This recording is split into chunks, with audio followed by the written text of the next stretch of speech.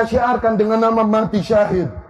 Dikarenakan tindakan yang mereka lakukan katanya adalah jihad fisabilillah. Sungguh para aparat yang berjihad menghalau kalian yang hendak membuat pintu kerusakan dan fitnah pada umat. Aparat yang berjihad.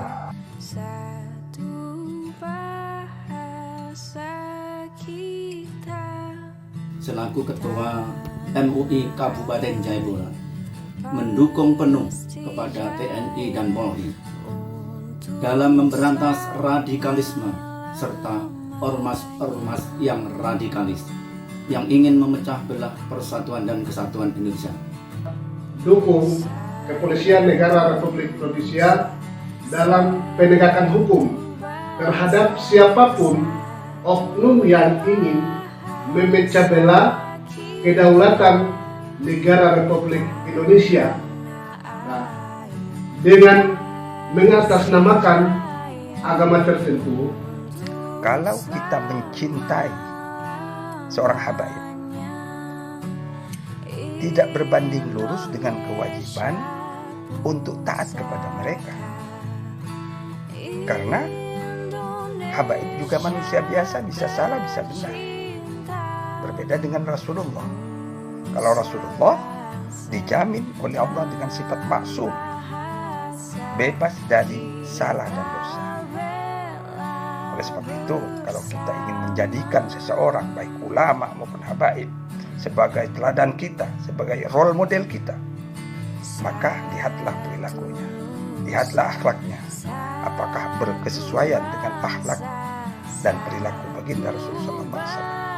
Jadilah kita seorang muslim yang senantiasa menjunjung terus kebaikan, menjunjung, melaksanakan, menjadi panutan ketika ada di depan, memberikan contoh yang baik, dan ketika ada di belakang memberikan dorongan untuk orang senantiasa melakukan kebaikan-kebaikan di dalam kehidupan ini. Saya menghimbau khususnya kepada umat Islam di Nabire atau yang ada di Papua untuk menjalankan sesuai dengan aktivitas kehidupannya, menjalani syariat yang diajarkan oleh Rasulullah SAW, yaitu rahmatan lil alamin, memberikan kasih sayang kepada sesamanya, menunjukkan sifat-sifat yang baik kepada sesamanya.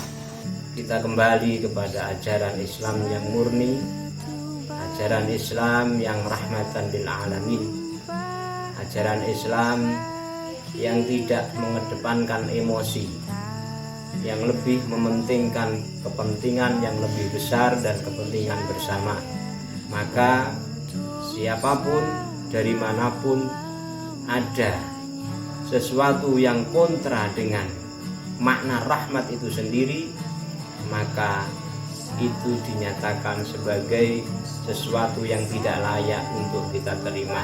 Terkait dengan Ahmad Rizik Syihab yang dakwahnya kemudian menimbulkan banyak persoalan karena bertabrakan dengan persoalan hukum, ya saya berharap itu tidak menjadi contoh bagi para pendakwah muda. Di dalam Al-Quran, dakwah itu adalah ajakan yang harusnya bersandar pada seluruh nilai-nilai kebaikan, atau yang biasa disebut dengan mau'idatul hasanah, mengajak dengan cara kalimat-kalimat yang baik, mengajak dengan tata cara atau contoh teladan yang baik, dan kemudian menghindari kata-kata atau ujaran yang bisa menyebarkan kebencian atau mengakibatkan kemarahan bagi kelompok-kelompok yang lain. Mendukung upaya dan langkah-langkah kepolisian dalam menindak ormas-ormas radikal yang bertentangan dengan Pancasila. Saya mengimbau kepada para dai yang memberikan tausiah, ceramah di ibu-ibu majelis taklim atau di kumpulan-kumpulan jamaah untuk meredam situasi kondusif dan tidak terpancing oleh isu-isu hoax yang ada dan tersebar berita di Jakarta. Nabi itu mengedepankan pesona akhlak.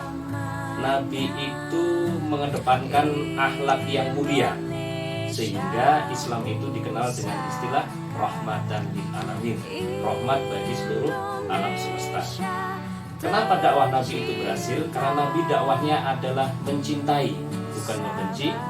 Sudah merupakan kewajiban aparat penegak hukum untuk menegakkan hukum secara tegas dan adil. Dan ingat, aparat hukum itu dilindungi oleh hukum dalam menjalankan tugasnya.